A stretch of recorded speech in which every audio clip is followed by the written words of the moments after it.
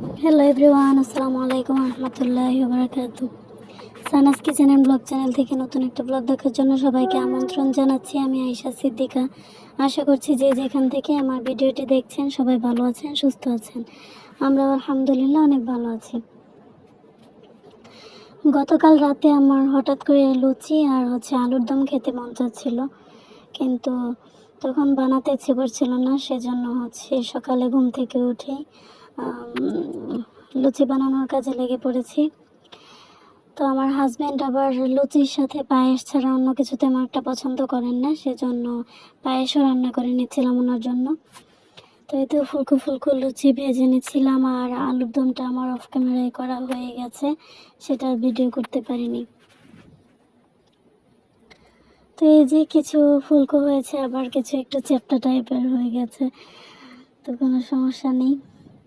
অনেক মজা হয়েছিল খেতে। আমি আসলে লুচি তারপর রুটি এগুলো পারফেক্ট বানাতে পারি না, মানে গোল হয় না আর কি, এবড়ো থেবড়ো হয়ে যায়। তো যাই হোক, সেটা কোনো ব্যাপার না, নিজেরাই যেহেতু খাবো, পারফেক্ট না হলেও হবে, সমস্যা নেই। তো যাই হোক, এই তো আলুর দম অনেক মজা হয়েছিল।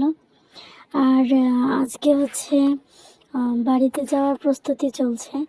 যারা একা থাকেন তারা নিশ্চয়ই বুঝতে পারবেন যে বাড়িতে যাওয়ার আগে কতটা কাজের প্যারা থাকে। তো জিরার গুঁড়া শেষ হয়ে গিয়েছিল, আমি জিরাগুলো ব্লেন্ডারে গুঁড়া করে নিয়েছি।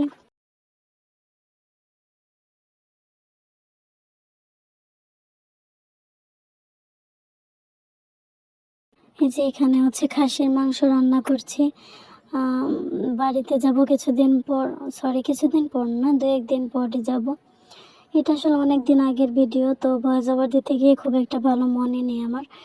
তো যাই হোক, বাড়িতে যাওয়ার জন্য আমি একটু বেশি করে রান্নাবান্না করে রেখে যাব, কারণ আমার হাজব্যান্ড আমাদের সাথে 3-4 দিনের মতো থেকে তারপর উনি চলে আসবেন। তো উনি চলে আসলে তো ওনার খাওয়া দাওয়ার সমস্যা হয়ে যাবে, সেই জন্য আর কি রান্নাবান্না করে রেখে যাচ্ছি। আর বাড়িতে কেন যাচ্ছি, আসলে এখন বেড়ানোর কোনো উদ্দেশ্য নেই। এখন একটা প্রয়োজনে যাচ্ছি, আমার চিকিৎসার জন্য।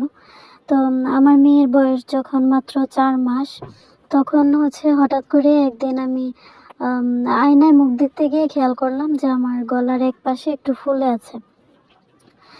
তো তারপর ভাবলাম যে হয়তো কোনো কিছুর চাপ টাপ লেগেছে, বা ঘুমের মধ্যে হয়তো শোয়ার একটু মানে সমস্যার কারণে হয়তো বা ফুলে গেছে। তো তেমন একটা গুরুত্ব দেয়নি, কিন্তু তারপর দেখলাম যে 3-4 দিন হয়ে যায়, তারপরেও মানে ফোলাটা কমছে না। তো তখন আমি একটু টেনশনে পড়ে যাই, আর বিষয়টা আমার আম্মুর সাথে আর হাজব্যান্ডের সাথে শেয়ার করি।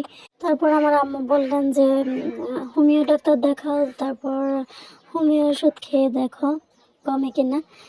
তো আমাদের পরিচিত একজন হোমিও ডাক্তার ছিলেন, ওনার থেকে আমরা ছোটোবেলা থেকে ওষুধ নিয়ে খেতাম।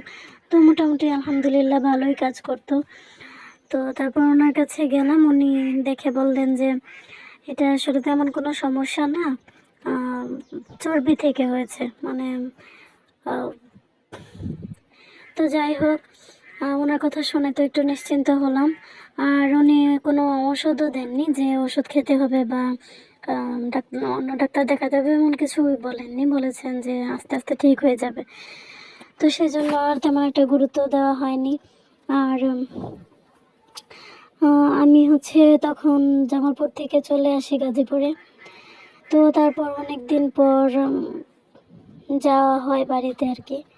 তো তখন পর্যন্ত মানে ফোলাটা কমেনি, বরঞ্চ আরও একটু একটু করে বেড়েই গেছে। তো এখন অনেকটাই বেড়ে গেছে। তারপর আমি ভাবলাম যে না, ওনার কথা ধরে বসে থাকলে চলবে না, আমাকে অন্য কোনো ব্যবস্থা নিতে হবে। তো আমাদের পরিচিত আরেকজন মেডিসিন ডাক্তার ছিলেন, ওনার কাছে যাই। তো ওই আন্টিটা আবার আমাদের সম্পর্কে আমার ফুপু হয়। তো ওনার কাছে যাই, উনি দেখে বললেন যে তোমার নাক কান গলার ডাক্তার দেখাতে হবে, এটা সম্ভবত থাইরয়েড হতে পারে। তো তারপর ওনার রেফারেন্সে নাক কান গলা বিশেষজ্ঞ একটা ডাক্তার দেখাই। তো ওই ডাক্তার বলেছিলেন দেখে যে এটা থাইরয়েড থেকে এমন ফুলে গেছে। তো যাই হোক, তারপর উনি 4টা টেস্ট দিয়েছিলেন। 3টা আমি জামালপুরে করাতে পেরেছি, কিন্তু আরেকটা উনি বললেন যে ময়মনসিংহ অথবা ঢাকায় করাতে হবে। তো 2 বাচ্চা নিয়ে আমার আসলে ঢাকাতে করানো সম্ভব হচ্ছিল না, যেহেতু আমার বাসা থেকে অনেকটাই দূরে। তো সেজন্য ভাবলাম যে জামালপুরে আম্মুর কাছে আমার বড় ছেলেকে রেখে তারপর ময়মনসিংহ থেকেই গিয়ে করাবো। এই রিপোর্ট দিতে অনেকটা সময় লাগবে, প্রায় সারাদিনের মতো চলে যাবে। তো সেই জন্য আর কি সিদ্ধান্ত নেওয়া। আর সেই কারণে আমি হচ্ছে এখন জামালপুরে যাচ্ছি। তো ওই টেস্টগুলো করিয়ে এসে প্রায় বেশ কয়েক মাস আমার জামালপুর যাওয়া হয়নি বিভিন্ন কারণে। ছাত্র আন্দোলন হলো, তারপর হচ্ছে রাস্তাঘাটে বিভিন্ন ধরনের সমস্যা, অ্যাক্সিডেন্ট, তো এইসব কারণে আর সাহস হয়নি যাওয়ার। তো সেই জন্য আর কি এখন যাচ্ছি।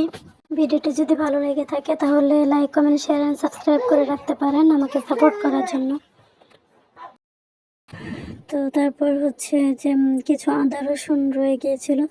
রসুন তো মোটামুটি অনেক দিন থাকে, তবে আদাটা যেহেতু নষ্ট হয়ে যাবে, সেজন্য ভাবলাম যে রসুন আদা দুইটাই ব্লেন্ডার করে একদম ডিপে রেখে যাই, যেহেতু অনেক দিন থাকবো। আমার হাজব্যান্ড ওনার কিছু রান্না করার প্রয়োজন হলে খুব সহজেই যেন করে নিতে পারেন, ঝামেলা যেন না হয়।